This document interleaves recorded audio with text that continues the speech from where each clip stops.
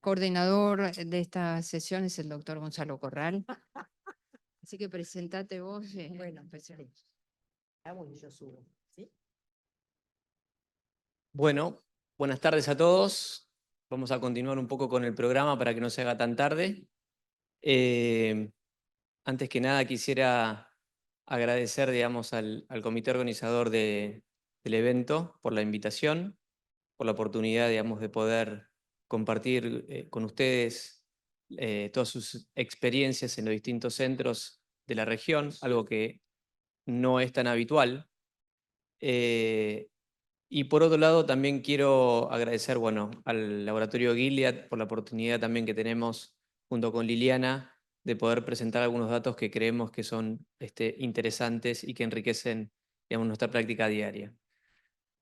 Liliana Calani, para el que no lo conoce, primero y principal quiero decir que es una amiga, que es una excelente médica, que trabaja en el sistema público y privado de la provincia de Neuquén, donde recientemente tuvimos nuestro Congreso Argentino, y de la cual aprendemos continuamente de ella acerca de su práctica clínica en su consultorio y tanto en internación. Así que bueno, Lili, te dejo con la audiencia y gracias por compartir también la mesa con vos.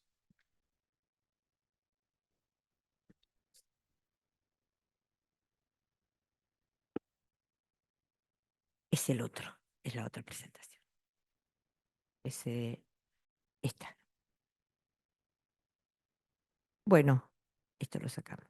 Muchísimas gracias por la cálida presentación, muchas gracias por la invitación y bueno, y porque están hasta tan tarde, algunos que han llegado tan de madrugada. Así que vamos a tratar de hacerlo, digamos, lo más simple posible. Bueno, también quería agradecer y felicitar que se haga algo que es un desafío. Por primera vez, digamos, no vamos a Santiago, sino que se hace acá. Es un desafío. El tema que me toca hablar es cuán simple es simplificar. Así que, bueno, trataré de, digamos, concentrarme en esto. Estos son mis conflictos de interés y esta es la agenda, un poco hablar de las definiciones y de la evolución del concepto de simplificar a través del tiempo, las razones que todos conocemos por los cuales nosotros queremos simplificar, qué avala esa simplificación, ensayos clínicos y los estudios de la vida real, bien hechos, las dificultades que se pueden llegar a presentar y, finalmente, las conclusiones. Bueno, esto es un panel de expertos, así que esto lo conocen, pero vamos a recordar todo lo que nosotros queremos de un esquema antirretroviral al inicio o para el switch tener en cuenta. Entonces, por ejemplo, nosotros queremos que el esquema sea eficaz, que sea seguro, queremos que el paciente se sienta cómodo con ese esquema, que le convenga en esa etapa de la vida o de acuerdo a sus condiciones de vida, que no son todas las mismas, ver algunos escenarios, como por ejemplo, desea embarazarse, está embarazada si es una mujer.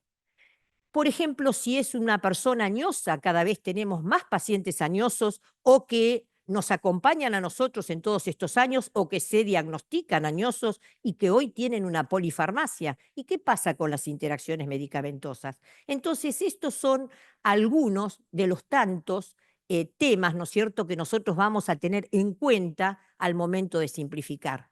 Y no es menor el tema de los costos y del vademecum, porque podemos tener muchas ganas de simplificar a algunos esquemas, pero de repente tenemos restricciones al respecto. Bueno, esta es una diapositiva que me facilitó Isabel, en donde es muy linda porque habla de un poco la evolución que ha tenido la simplificación, y ya vemos cómo las de DHHS en 2013 y desde antes emerge este tema de simplificar como para hacerle, digamos, la vida más fácil al paciente. Pero en ese momento, las europeas también y otras, la simplificación casi que iba de la mano de la ausencia de resistencias, ¿no? Uno no pensaba que podría llegar a simplificar con los años en presencia de algunas resistencias. Y vemos cómo a lo largo de los años, y hoy, por ejemplo, las de HHS este año, en septiembre del 2024, y ya previamente desde el 2019, se empiezan a agregar en base a los ensayos de la vida real, los ensayos clínicos y los estudios de la vida real, posibilidad, ¿no es cierto?, de que uno simplifique a esquemas potentes, eficaces y en presencia de algunas mutaciones, ¿no? Bien, entonces nosotros, como sabemos, los pacientes cada vez quieren, bueno, la cosa más sencilla, una pastilla, en el futuro será una cada tanto, que no tenga que ver con la comida, es decir, y acá a la derecha ven ustedes cómo el éxito a largo plazo de un tratamiento antirretroviral tiene que ver con muchísimos factores y entonces uno de los que más tenemos que considerar, ¿no es cierto?, es que además de la eficacia y todo lo que tiene que ver con el esquema, el paciente esté confortable. O sea, el centro es el paciente y tenemos que nosotros estar siempre pendientes de la calidad de vida, que es en última instancia un objetivo muy, muy importante a lograr. Y por supuesto que la meta fundamental es carga viral suprimida. Bien, esto todos lo conocemos, pero es simplemente para recordar que para el 2030 el cuarto 95 que debemos tener en cuenta es justamente la calidad de vida. Estos son los 5 pilares que han sido identificados, como todos sabemos, por paneles de expertos y que tienen que ver con la elección de un esquema que pueda tener éxito a largo plazo en términos de supresión virológica. Entonces, por supuesto, lograr que la carga viral sea indetectable es fundamental. Ahora, también tener en cuenta factores que tienen que ver con el paciente y el entorno y tenemos que tratar de brindar al paciente un sistema que lo linkee, que lo retenga y no que lo expulse. Y esto no es menor, porque cuando uno ve falta de adherencia, cuando uno ve pacientes que se desaparecen, uno ve que mucho tiene que ver esto con que el sistema a veces no es amigable. Turnos para esto, turno para el otro, y tenés que ir para allá y todavía no. Entonces, esto termina, entonces los grupos interdisciplinarios nos ayudan enormemente a esto. Mantener, ¿no es cierto?, la calidad de vida, como lo vamos a decir todo el tiempo, y el tema del estigma y la discriminación no es menor, que hay que trabajarlo y los equipos lo trabajan porque nosotros como médicos sabemos hacer muchas cosas, pero hay otras que los abordajes son mejores del asistente social, de una enfermera en control de infecciones que puede estar experta en esto, del psicólogo, en fin, un equipo, el farmacéutico. Nosotros sabemos entonces que son varias las razones por las cuales nosotros podemos querer simplificar, siempre manteniendo la carga viral suprimida y recordando cuál es la historia de ese paciente. Cuando nos derivan un paciente, que nos pasa todo el tiempo de otras provincias o a veces viene del exterior y no tenemos antecedentes, estamos un poco en problema, porque ya ahí es muy difícil, especialmente aquellos pacientes que vienen con muchos años de diagnóstico. Entonces la historia es clave. ¿Resistencias previas tiene? Bueno, la seguridad de este nuevo esquema que planteamos nosotros y conversamos con el paciente al que podemos switchear y, por supuesto, como decíamos, el tema de las comorbilidades que va a tener, digamos, va a ir de la mano con la posibilidad de fármacos y de interacciones. Entonces, simplificar es muchas de estas cosas juntas, pero es hacerle la vida más fácil al paciente. Bueno, por ejemplo, ¿qué cosas podrían ocurrir? Hoy decía Isabel, está enamorado el paciente de la nevirapina. Bueno, nosotros tenemos pacientes que siguen enamorados del efavirenz, no sé ustedes. O sea, cumplió un rol, un esquema muy importante, pero que no quieren y tienen miedo de que se les cambie. Entonces, una de las cuestiones que uno puede, digamos, tener en cuenta y tomar como abordaje es que no solamente uno, sino parte del equipo se ocupen de hacer que venza esos temores y que sepa que se le está ofreciendo algo eficaz y más seguro y que, bueno, pasó una historia con esta droga, pero realmente para nosotros lo menciono porque es realmente un problema. Otra cosa que puede ocurrir, que no es nada raro, es, en este momento es muy difícil en algunas obras sociales y prepagas, es que queremos hacer un switch, que mandamos toda la fundamentación, pero que el proveedor de salud dice no, que quiere más evidencia. No sé ustedes, nos han llegado a pedir test de resistencia. Entonces uno le dice, no, no estoy cambiando por fallo, no tengo un test de resistencia, estoy simplificando. Entonces uno no deja nunca de hacer educación continua, aún algunos, digamos, auditores de algunas obras sociales o prepagas. Nosotros por lo menos nos pasa mucho en el sur, yo soy del sur de la Argentina, que tenemos, digamos, la sede central en Santa Fe, en Buenos Aires, entonces a veces, o en Comodoro Rivadavia, no es fácil. También, ¿no es cierto? Entonces tenemos que fundamentarlo. Pueden aparecer eventos adversos y entonces nosotros podemos ser proactivos en vez de reactivos. Entonces, llegar a que el paciente o la paciente tenga una osteoporosis para hacerle un cambio, por ejemplo, de tenofovir, y es ser reactivo. Entonces tendremos que adelantarnos. Esto es algunas de las cosas que quería compartir con ustedes y que lo vivirán ustedes en la práctica diaria.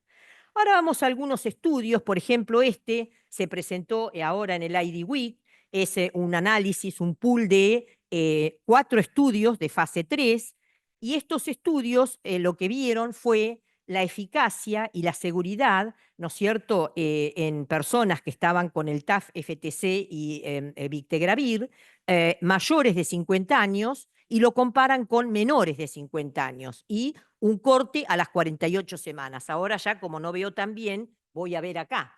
Entonces, fíjense ustedes, ¿no es cierto?, que en estos casi 1.100 pacientes, lo que se vio como outcome primario, ¿no?, es la supresión virológica y después algunos cambios como en los CD4, la adherencia y parámetros como metabólicos, renal, hueso, eventos adversos y la aparición de resistencia.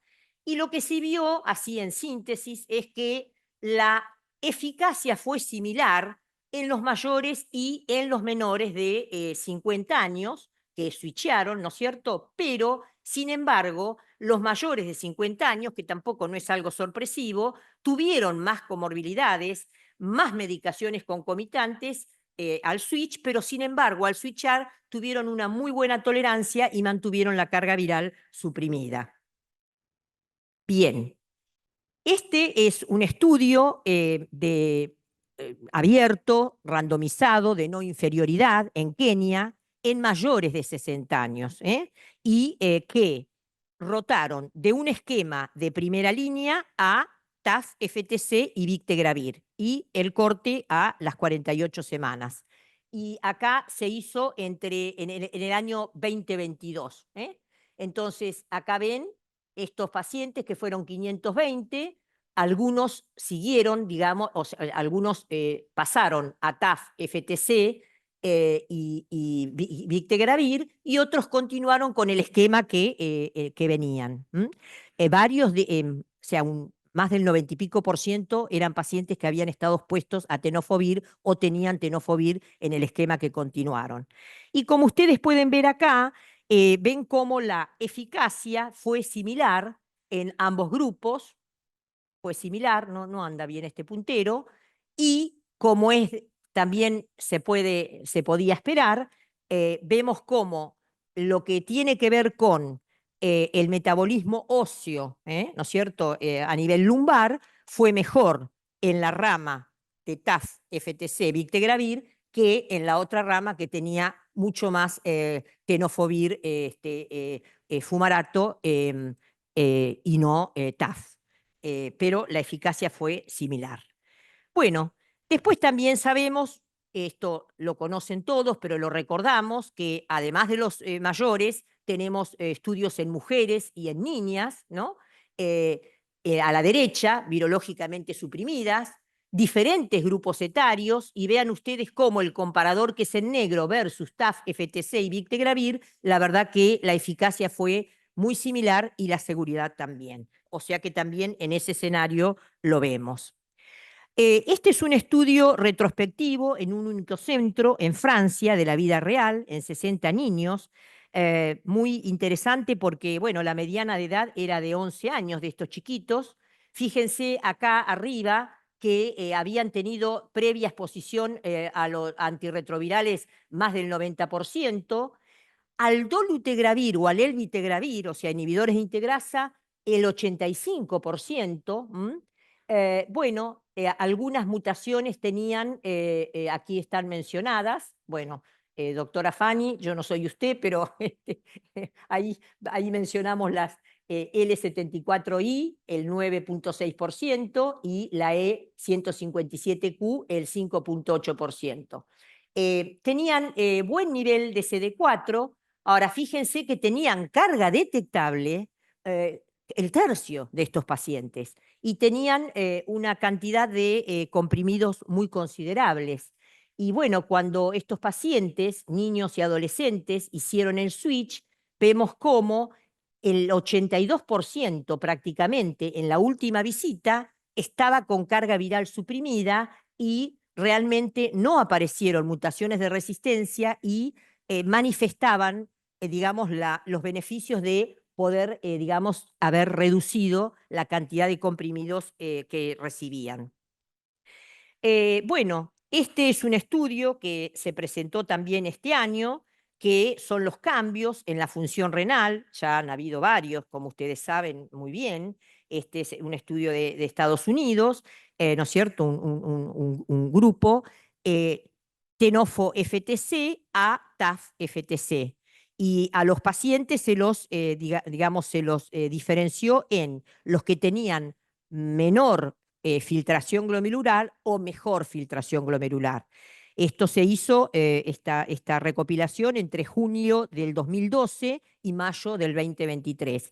Y en realidad lo que se vio es que obviamente hubo una mejoría de los parámetros del filtrado glomerular en los pacientes, pero especialmente en aquellos que tenían menor filtración glomerular. Y la adherencia fue muy similar.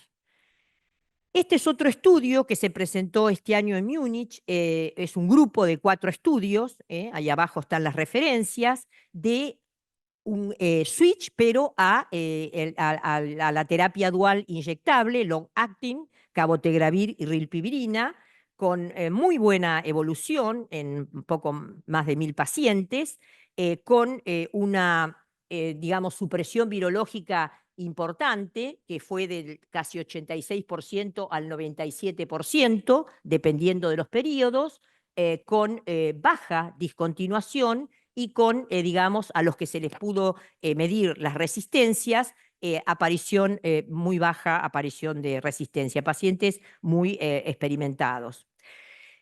Acá tenemos otro estudio de switch, ¿no es cierto?, prospectivo de no inferioridad, que se hizo en varios centros de Haití. Estos eran adultos mayores de 18 años que, digamos, tenían historia de haber tenido, digamos, este fallo al primer esquema, pero sin presentación de resistencia. Tenían más de 6 meses de una segunda terapia con o atazarrito o daruna busteado, con 2 inhibidores de la transcriptasa reversa, y tenían que tener, digamos, lo que se veía era, digamos, si lograban menos de 200 copias, ese era el punto de corte, tenían que, por más de 12 meses, y un filtrado glomerular tenían que tener de más de 50, con buen nivel, menos de 5 de elevación de transaminasas. O sea, lo que vemos que hoy nos decían en los estudios, digamos, de que se piden habitualmente, bastante estrictos algunos criterios de inclusión. Bueno, algunos switcharon a Victegravir con TAF-FTC y otros continuaron con, digamos, el IP busteado y los dos inhibidores de la transcriptasa reversa. Y bueno, lo que se ve es que fue, digamos, bueno, al switch, digamos, fue similar, pero no fue inferior el grupo de TAF-FTC y Victegravir, pero en relación al inhibidor de proteasa busteado, pero hubo una tendencia favorable en el grupo que estuvo con el Victegravir. Y en la adherencia no hubo diferencia. Bueno, este estudio es muy interesante, el Artistry 1, que es el switch, ¿no es cierto?, a Victegravir y lenacapavir oral en personas virológicamente suprimidas que vienen de, que ahora vamos a ver, esquemas complejos de antirretrovirales. Es randomizado, multicéntrico, abierto, fase 2-3, y se hace un análisis a las 24 y a las 48 semanas, ¿no? Entonces, los pacientes podían ir a la rama de Victegravir 75, Lena 25 o 75 de Victegravir con 50 de lenacapavir o continuar con el esquema que venían. Y después una fase de extensión. Vean ustedes cómo casi la mitad de los pacientes, un poquito menos, tenían, digamos, muchos comprimidos varias veces al día. Fíjense ustedes que casi un 30% tenía más de 5 comprimidos al día. Y el 72% tenía en el esquema un inhibidor de la proteasa. La mediana de edad fue de 60 años, ahí no apareció, pero la mayoría eran hombres y blancos. Y bueno, fíjense de los esquemas que venían, qué interesante. 27%, fíjense, Daruna busteado, Dolu, TAF-FTC. Casi 20% Dolu con Daruna cobicistat. 17% además con inhibidores de con etravirina o rilpivirina, además del Dolu y el Daruna. O sea, esquemas, digamos, muy importantes.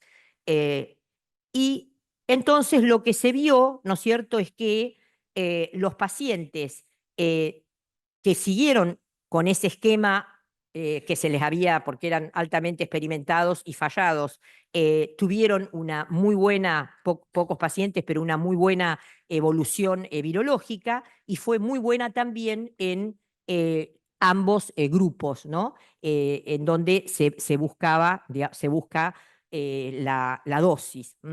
Entonces, y los cambios en los CD4 fueron similares.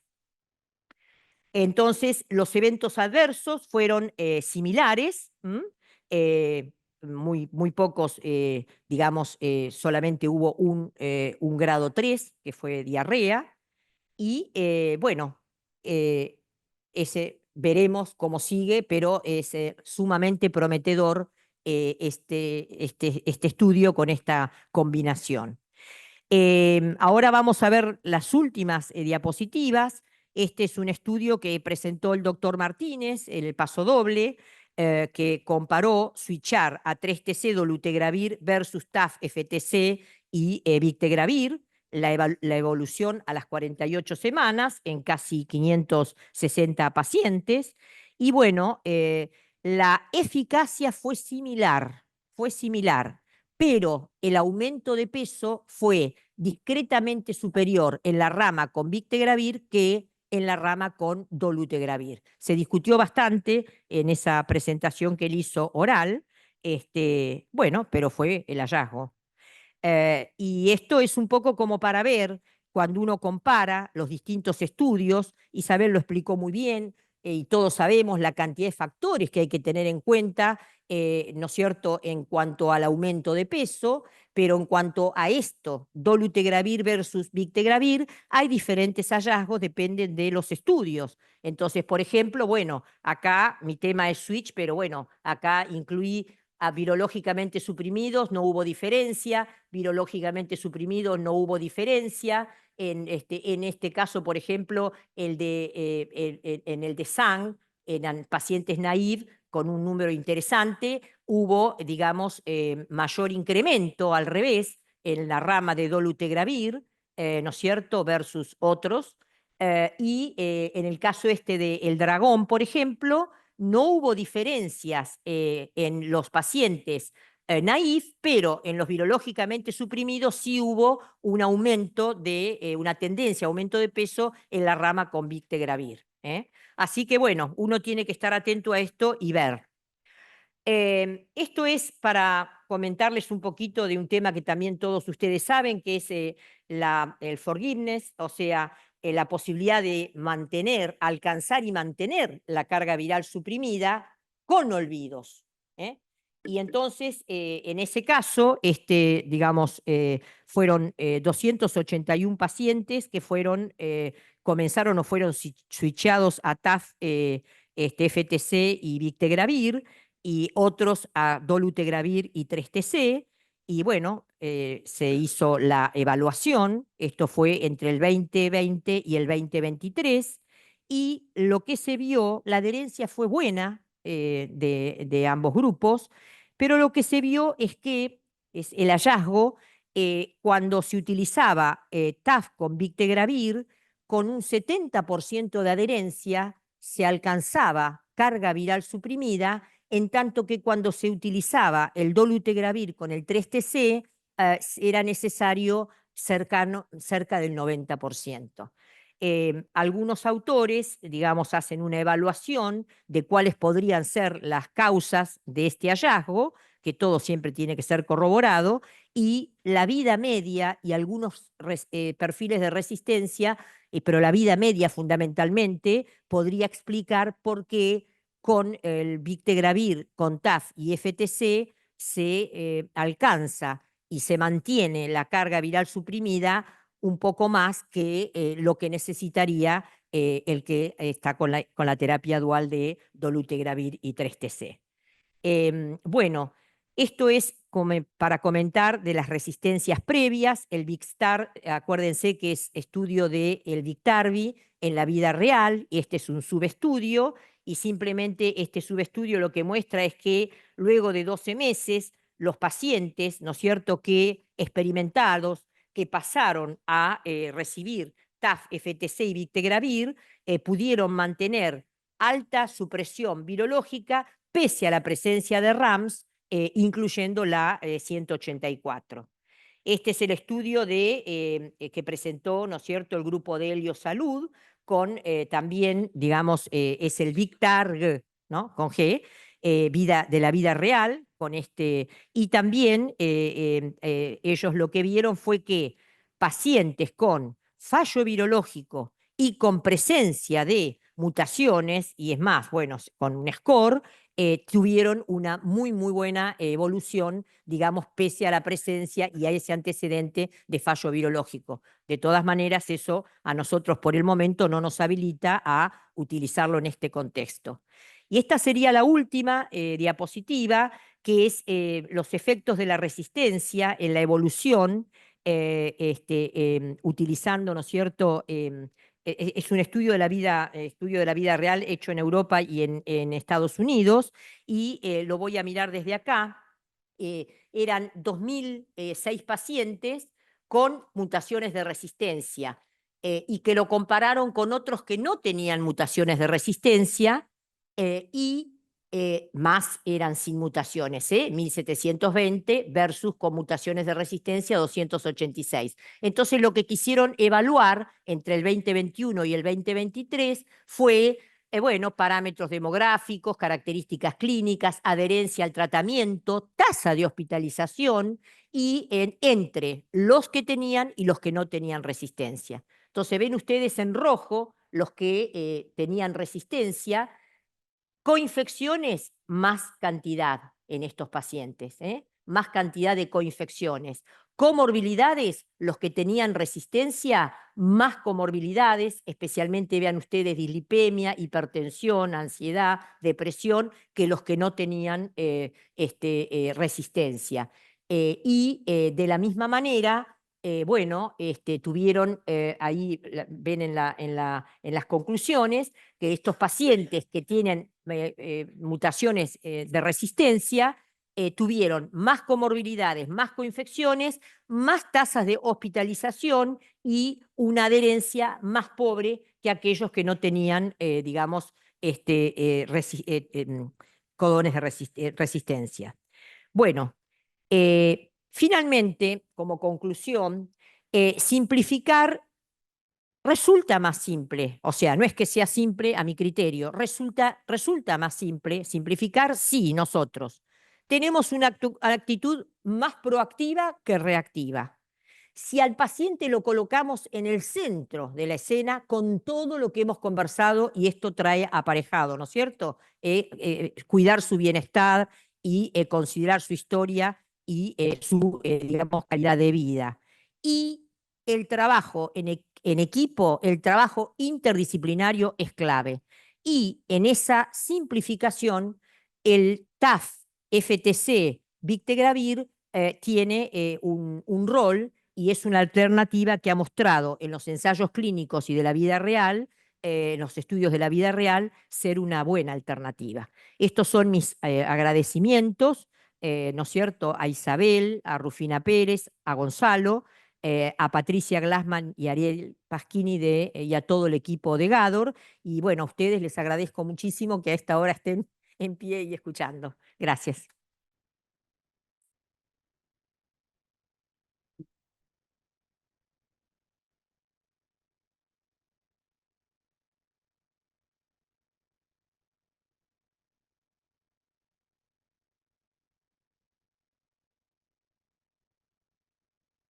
Gonzalo se va a presentar porque no alcanzamos a...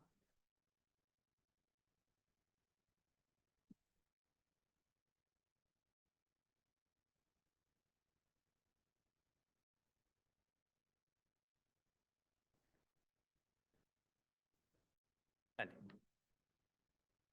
Bueno, buenas tardes a todos, o lo que resta de ustedes. De nuevo, digamos, veo muchas caras amigas, conocidas.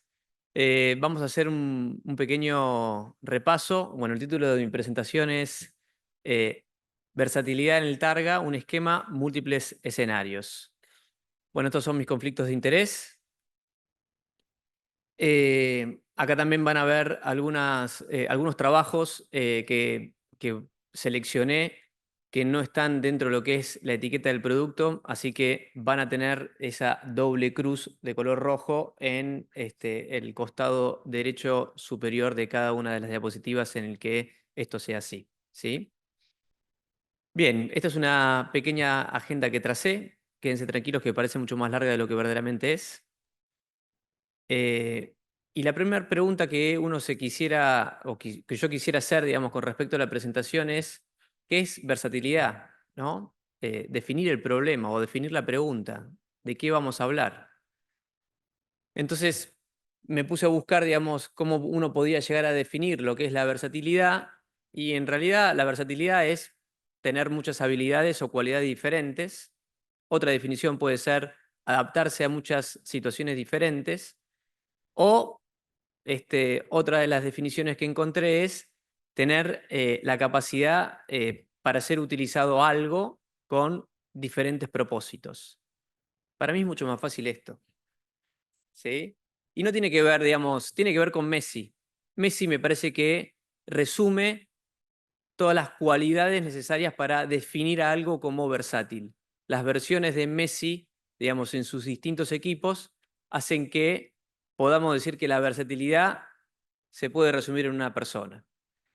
Bien, pero no estamos hablando de medicina, entonces tenemos que volver a lo mismo. Si uno quisiera definir la versatilidad de un producto farmacéutico, podríamos decir que es una formulación que puede ser utilizada en diferentes escenarios clínicos. Bien, repasemos un poco las novedades acerca de las principales guías de manejo de pacientes que tienen VIH. Y hubo algunos cambios, porque son guías que se presentaron recientemente, en septiembre y recientemente ahora también en Glasgow.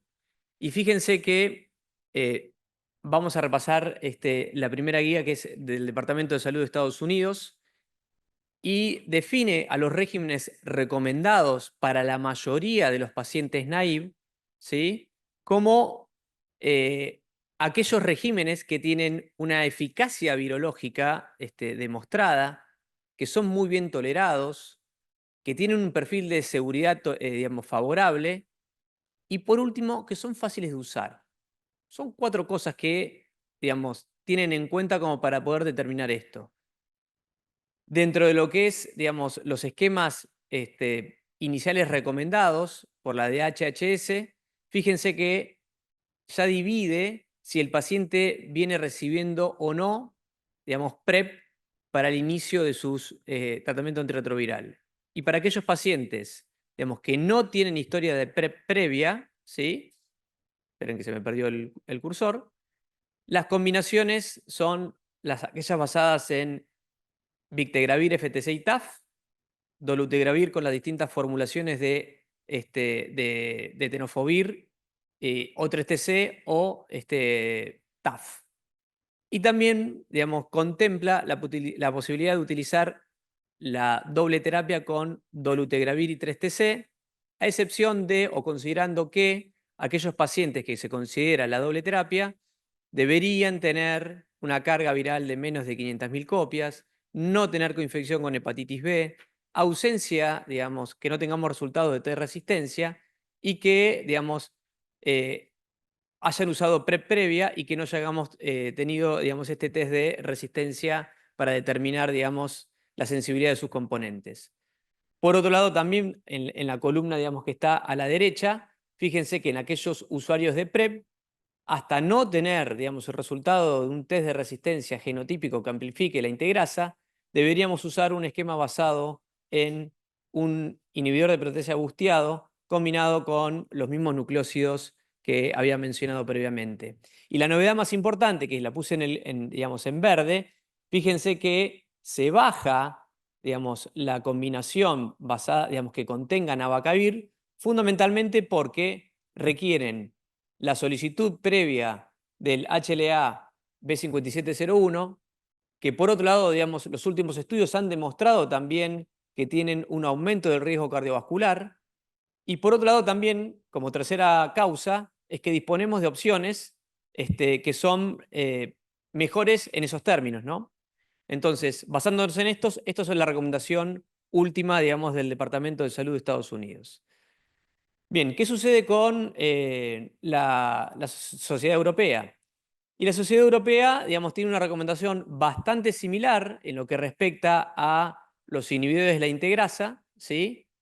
Pero a diferencia, digamos, de lo que es la guía, digamos, del Departamento de Salud de Estados Unidos, contempla el uso de inicio de aquellas combinaciones que tienen no nucleósidos, como es la doravirina con sus distintos componentes nucleósidos.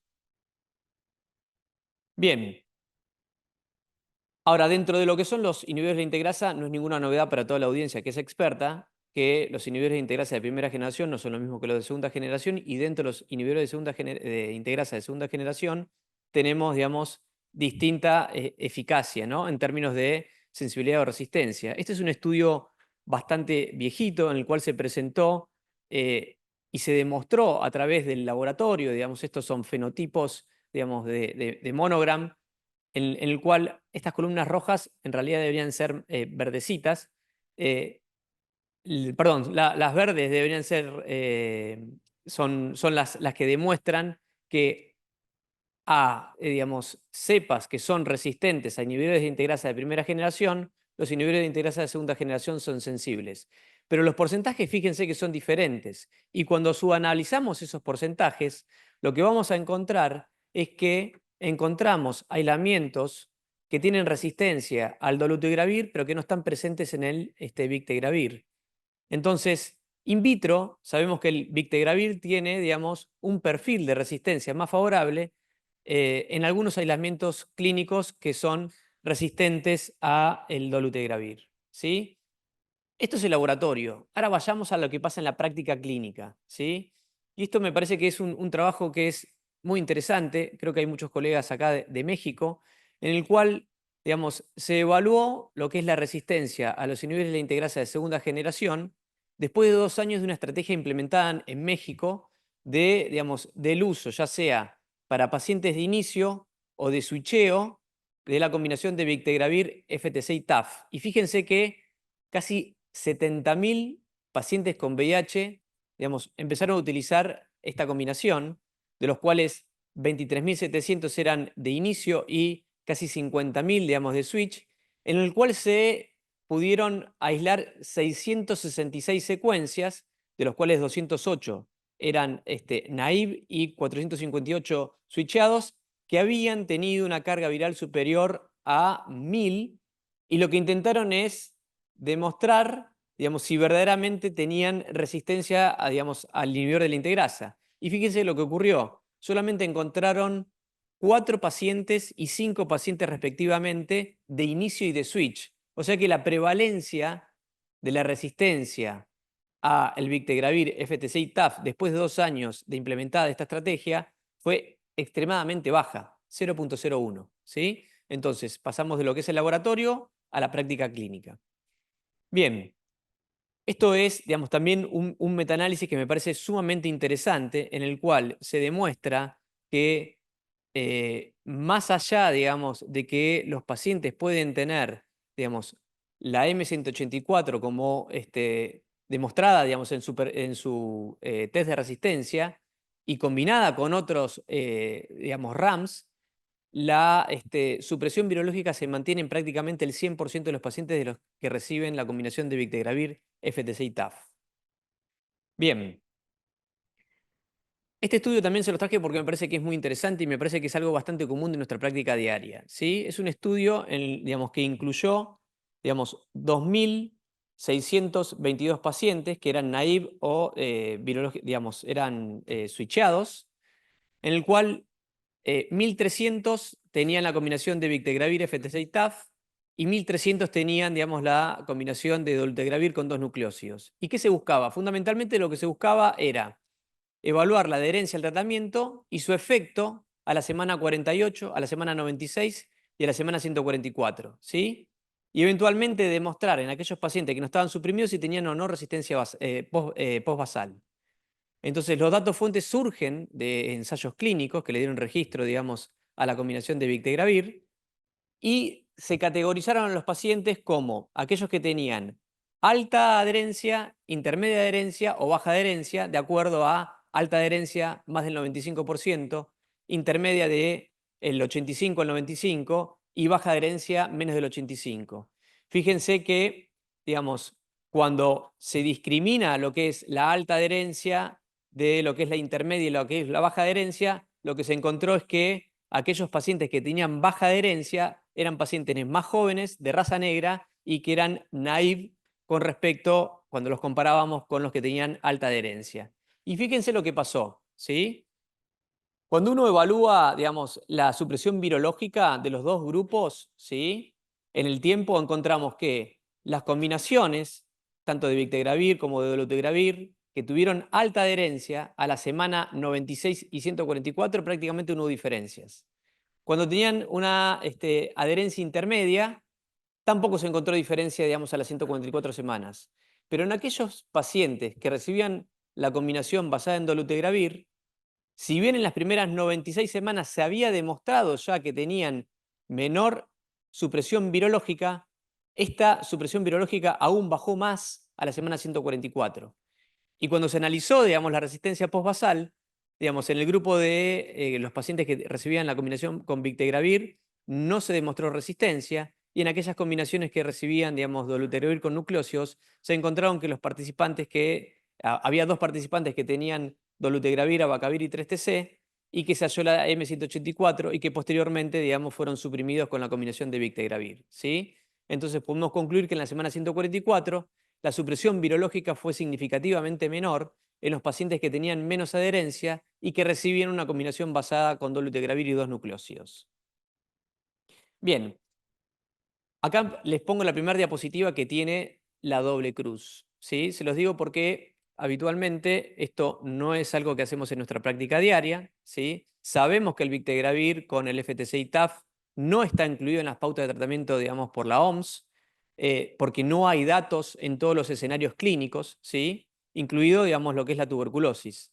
Pero al mismo tiempo sabemos que la seguridad y la eficacia del Bictegravir, FTC y TAF no se había examinado, salvo, digamos, en voluntarios sanos, en donde se coadministró rifampicina con Bictegravir y se demostró que se reducía el área bajo la curva en un 60%, ¿sí? Y las concentraciones mínimas de Bictegravir en un 80%. Pero a pesar de eso, la concentración mínima obtenida de Bictegravir estaba 3 veces por encima del cociente inhibitorio, que es 0.162, ¿sí? Por otro lado, digamos, se desarrolló un estudio que se llamó INSIGHT, ¿sí? Que es de fase 2B, ¿sí? En el que se evaluaba, digamos, la eficacia y la seguridad a las 24 semanas de la combinación de Bictegravir, FTC y TAF en personas que tenían coinfección con tuberculosis, ¿sí? Y que recibían rifampicina, y se los comparaba con el estándar de cuidados que hoy por hoy sabemos que es la doble combinación de dolutegravir. Y fíjense que, digamos, se seleccionaron adultos que no tenían tratamiento previo o que, digamos, si tenían tratamiento previo, hacía más de 3 meses que no lo estaban recibiendo, que tenían más de 50 CD4, que tenían una tuberculosis que era sensible a rifampicina, ¿sí? Y que el tratamiento estaba basado, digamos, en rifampicina en primera línea. Y obviamente que tenía, digamos, un laboratorio de seguridad que, digamos, hacía que fuera más fácil de tratar.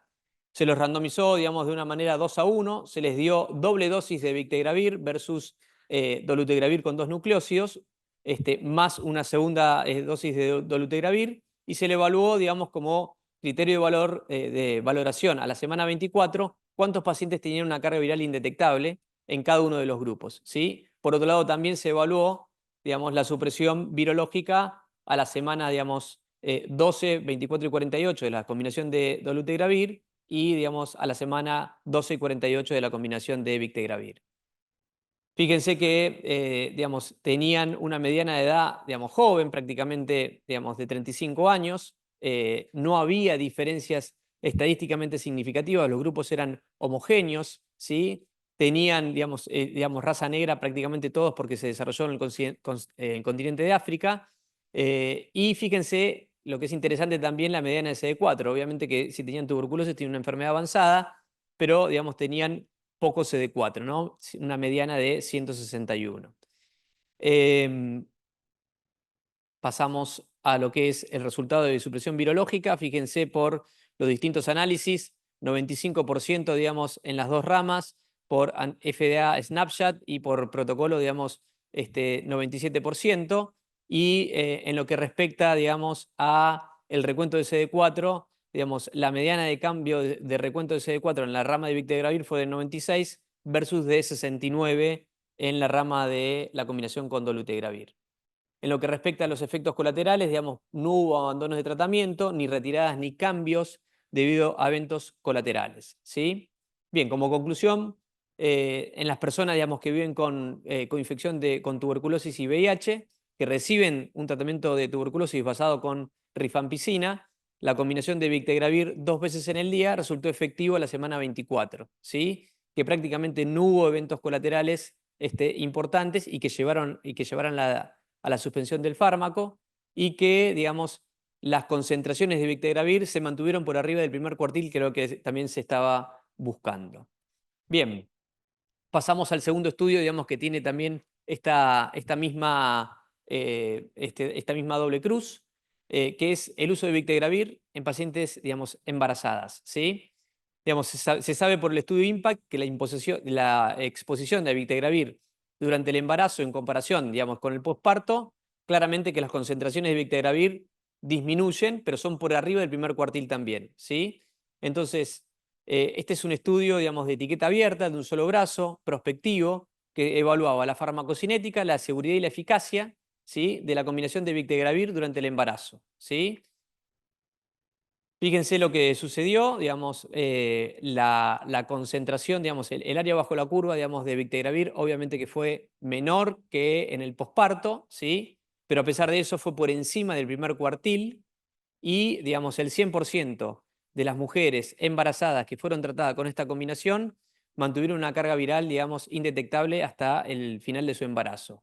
Ni tampoco hubo, digamos, que se haya demostrado caso de transmisión perinatal de VIH, ¿sí? Bien. Entonces vayamos a lo que dicen las guías con respecto al embarazo y las combinaciones, digamos, de los inhibidores de la integrasa. Bueno, en base, digamos, a algunos estudios, como los que hemos repasado, a pesar de tener valores más bajos del área bajo la curva y la concentración mínima durante el embarazo, la concentración, digamos, de estos fármacos aún estaba por encima, digamos, de lo que es la concentración mínima para lograr la supresión virológica, ¿sí? A pesar de que de todo esto no tenemos datos suficientes para conocer el paso de Bictegravir, digamos, en la leche materna y en el registro, digamos, de embarazos y antirretrovirales, la prevalencia de efectos congénitos no se modificó o no es diferente a lo que es con el uso de dolutegravir. Y es por eso que les traje también lo que dicen tanto la guía del Departamento de Salud de Estados Unidos como la guía, digamos, digamos, de la EACS con respecto al embarazo. La combinación de Bictegravir, FTC y TAF se incluye como un régimen alternativo en el embarazo con la dosis habitual, digamos, en ambas guías. Estos son también novedades propias de las guías que acabo de presentar. Bien, me gustaría, digamos, siguiendo hablando de lo que es la versatilidad, hablar de algunos estudios por el cual, digamos, sabemos que podemos utilizar, digamos, de una manera muy tranquila, digamos, la combinación de Bictegravir, FTC y TAF en pacientes adultos mayores, en este caso en mayores de 65 años. Este es un estudio, digamos, 3B, multicéntrico y de etiqueta abierta, que incluyó 86 pacientes que venían, digamos, de una combinación previa de el Bictegravir más Covicistat, y lo que se valoró, digamos, fue, digamos, la supresión virológica en las distintas semanas. Fíjense que son pacientes que tienen una mediana de edad de 69 años y que tenían bastantes comorbilidades por el hecho, y por ese hecho necesitaban recibir, digamos, una polifarmacia también de una manera importante. El 25% de los pacientes se encontraba recibiendo 5 fármacos, eso es lo que define, digamos, a lo que es la polifarmacia. La gran mayoría, como les dije, venía recibiendo, digamos, la combinación del Bictegravir. En lo que respecta a la eficacia, 95% de eficacia. En lo que respecta a los cambios del peso, fue, digamos, algo, digamos, que no fue significativo. Y en lo que respecta, digamos, a los efectos colaterales, también, digamos, fue algo, digamos, poco significativo. No hubo, digamos, cambios a nivel del filtrado glomerular. Por ende, digamos, se lo considera una combinación, digamos, eficaz, segura, para los pacientes adultos mayores. Y fíjense que esto es una publicación a la semana 96 en el que se sostienen estos mismos resultados que había presentado de la semana 48. Bien, este es un estudio bastante similar al que presentó Lili hace un ratito. Es la comparación, digamos, de aquellos pacientes que tienen más de 50 años, ¿sí? Con respecto a aquellos que tienen menos de 50 años y que reciben la combinación de Bictegravir, FTC y TAF, ¿sí? ¿Y qué se buscaba como objetivo primario? Bueno, evaluar, digamos, la supresión virológica, los cambios, digamos, del basal del recuento de CD4, la adherencia, los cambios, digamos, a nivel óseo, a nivel renal, a nivel metabólico, los eventos adversos y la resistencia emergente con respecto al tratamiento. Es decir, todos los pacientes acá recibían la misma combinación. Lo que cambia es compararlos con mayores de 50 y menores de 50. Y fíjense que obviamente las diferencias entre los grupos tenían que ver con la edad y con las comorbilidades que se relacionan propiamente dicho con la edad, ¿no? La eficacia virológica fue exactamente la misma. En lo que respecta, digamos, en los cambios del basal, tanto en hueso, en riñón como en metabolismo, no hubo prácticamente diferencias estadísticamente significativas, ni tampoco en los efectos colaterales. Lo que sí se encontró que los pacientes que tenían mayor de 50 años eran más adherentes con respecto a aquellos que tenían menos de 50 años, ¿sí? Siguiendo, digamos, con los distintos grupos etarios, vuelvo otra vez a la estrategia y a la experiencia mexicana, en el cual, digamos, demostró, digamos, la eficacia de la combinación de Bictegravir, FTC y TAF en niños y adolescentes entre 8 y 17 años. Fíjense que la supresión virológica en aquellos pacientes que recibían la combinación, digamos, de Bictegravir fue de 86%, en aquellos que eran switchados desde otro esquema a Bictegravir, 96%, y lo que era, digamos, los que eran switchados a otro esquema no Bictegravir, también fue la misma. En términos de supresión virológica prácticamente no hubo diferencias. Lo que sí hubo diferencias es en la retención de las pacientes y de los pacientes a largo plazo en la combinación con Bictegravir. Bien, también, digamos, quería mostrarles que esta combinación fue utilizada, digamos, con eficacia y con seguridad en aquellos pacientes que tenían insuficiencia renal crónica y que estaban en hemodiálisis, digamos, manteniendo, digamos, altísimos niveles de eficacia y prácticamente sin tener, digamos, efectos colaterales ni tampoco, digamos, cambios a nivel del hueso, ni tampoco alguna causa que llevara a la suspensión del fármaco producto, digamos, de la medicación. Bien, por último, digamos, quería pasar digamos, a este ensayo clínico que es la combinación de Bictegravir, FTC y TAF versus la combinación de dolutegravir, FTC y TDF en aquellos pacientes que son coinfectados con hepatitis B. Entonces, este estudio, digamos, es un estudio randomizado, placebo, digamos, controlado de fase 3, en el cual se incluyó pacientes que fueron randomizados a recibir las combinaciones que les comenté y que tenían coinfección con hepatitis B. El endpoint coprimario era ver cuántos pacientes tenían una carga viral indetectable, digamos, a la semana 48 para VIH y también sucedía lo mismo para la hepatitis B. Fíjense que los grupos eran homogéneos y en lo que respecta, digamos, a los resultados finales, digamos, la indetectabilidad del VIH prácticamente fue igual en ambos grupos, pero, digamos, sí se observó una diferencia en lo que es la carga viral indetectable, digamos, a la semana 48 de aquellas pacientes que recibían Bictegravir versus dolutegravir. Fue mayor para aquellos pacientes que recibían, digamos, Bictegravir con respecto a la combinación con dolutegravir. Y por otro lado también hubo cambios estadísticamente significativos en lo que respecta a la pérdida de lo que es el antígeno de superficie, a la pérdida también del antígeno E, a la normalización, digamos, del hepatograma y a la seroconversión, digamos, del antígeno E. A modo de conclusión, podemos decir que, digamos, la combinación de Bictegravir, FTC y TAF, digamos, ha demostrado eficacia, seguridad y tolerabilidad en pacientes naive, en pediatría, en el embarazo, en adultos mayores, en pacientes coinfectados con hepatitis B, en aquellos pacientes que tenían resistencia previa y en aquellos pacientes también que eran sometidos a switch. Por último, también en aquellos pacientes que tenían insuficiencia renal. Bueno, muchas gracias por su atención.